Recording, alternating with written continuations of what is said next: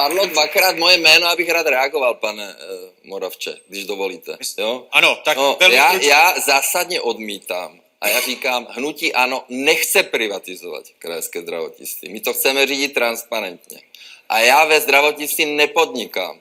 Já jsem dal peníze do fondu, který kupuje nemocnice od soukromých lékařů. Nevím, co je na to, od soukromých osob. Ano, takže nechápu, proč tady pánové skloňují, když například... Jako mohu se jenom, pane předsedo, zeptat. Vy nepodnikáte ve zdravotnictví, jen jste dal peníze do fondu... Privatizovat. Já nechci nic privatizovat.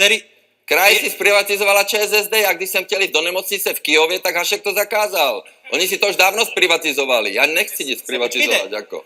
Chápu správně, i školy, pane předsedo, chápu správně, že nepovažujete za podnikání to, že vydáte peníze do fondu a ten fond můj fond koupit nemocnici od fyzické osoby, a to od lékaře, proč by nemohl koupit jako... A to není podnikání ve zdravotnictví.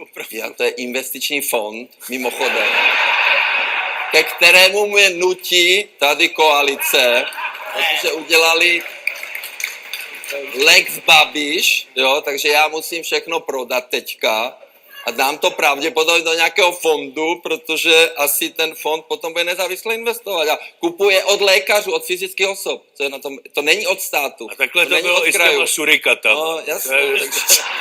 Jako já nechápu tu debatu, jako. Ne, já se jenom, jak byste to pojmenoval, když to není podnikání, že máte fond, který koupí zdravotnická zařízení, to není podnikání? Od fyzických osob, ne od státu ani od krajů. My nechceme nic privatizovat. To je lež.